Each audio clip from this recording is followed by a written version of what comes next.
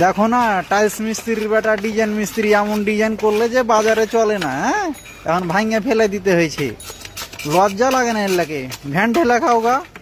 হ্যাঁ, মুখ ঢাকো, শরম লাগে না একটা?